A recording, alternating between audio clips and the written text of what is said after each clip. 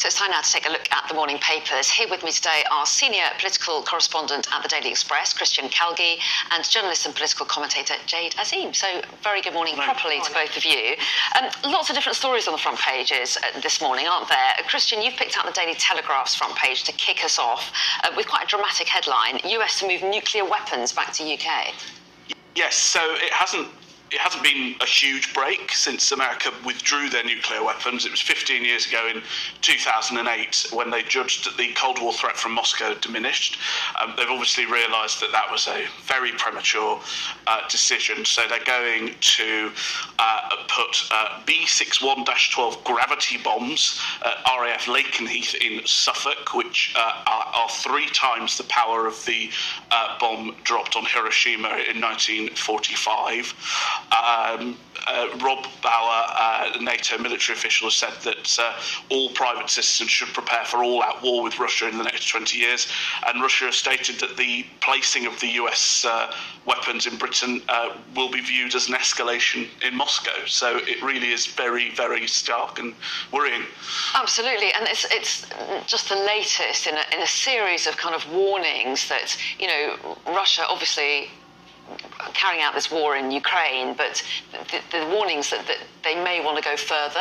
And what does that mean for the rest of us? There's a lot of sense of prepare yourself. This is not over yet, and it could travel further. Yes, and I mean, of course, not just Russia, and I think we're going to come on to China in a bit, but, you know, with all the talk this week of conscription, ruled out by Downing Street, but, you know, they'd be silly, you know, not to be considering it, and all the rest. Talk about our armed force depletion, whether we can afford, you know, all the equipment, the planes, the bombs, you know, with Russia and China, Iran, North Korea.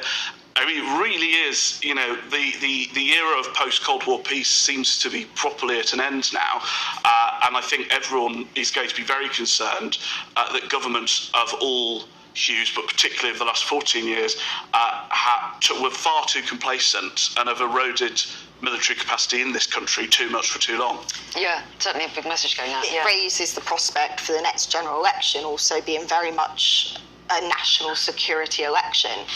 And historically, the Conservatives have always had been a bit better on that in terms of how the public have viewed them, but rather now they've got to defend 14 years of what feels like underinvestment. Well, yes, and concern about levels of recruitment.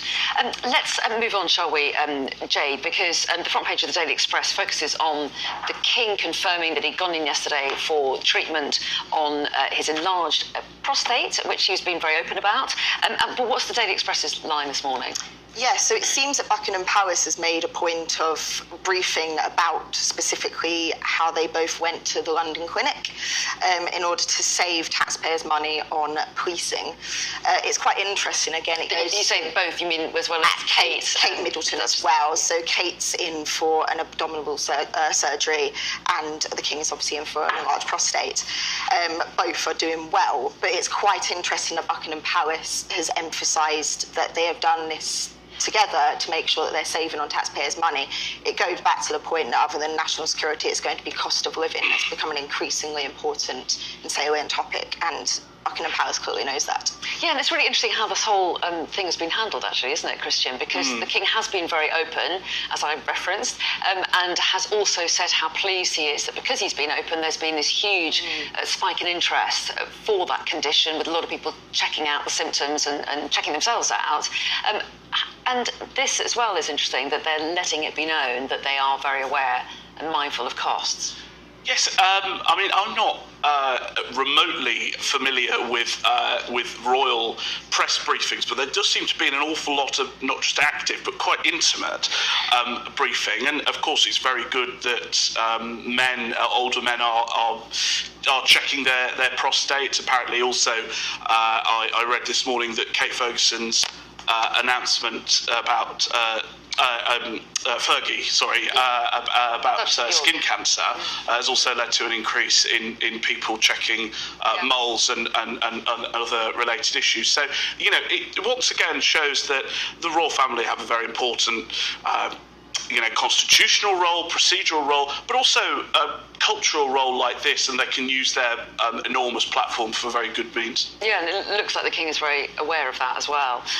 Take us to the front of the Times, Christian. The aftermath of the sentencing of the Nottingham killer, the man who killed 3 people in Nottingham, 2 students and an older man, the mother is calling for more investigations into why he wasn't stopped. Yes, exactly, and sadly we seem to see an awful lot of this, where mistakes have been made at almost every stage of a process leading up to a tragedy. There have been oversights, there have been screw-ups, there have been clearly, lack of consideration for the family as well in terms of how the CPS went about accepting a manslaughter plea and not apparently properly informing the family with enough time for them to object to that plea. Because they wanted a murder. Well, exactly, and you can completely understand. And there is, as far as I can see, not a legal expert, obviously, but there appeared to be a lot of examples of this attack being premeditated somewhat, in terms of the collecting of knives, in terms of hiding in the shadows, waiting to attack. So you can absolutely see that this isn't just emotional anger, but there's clearly grounds to question whether this was manslaughter, and the families appear to have welcomed Victoria Prentis, the Attorney General's decision to open a review into whether the sentence was too lenient. But I thought there was a quote by O'Mully Kumar, the brother of a victim, who said that they'd been let down by the CPS, the NHS and the police. So this is a massive cross-institutional attack here. Yeah. We've only got about 20 seconds, Jay, but this is such a heartbreaking story, isn't it? Yes, and it goes back to the fact that there was already public discontent about how the police in general have handled things, so this has just emphasised the difficulties surrounding the police in particular. Absolutely, really difficult story to even read the details of. Thank you both very much indeed. You'll be back in the next hour, and we've got the top stories next.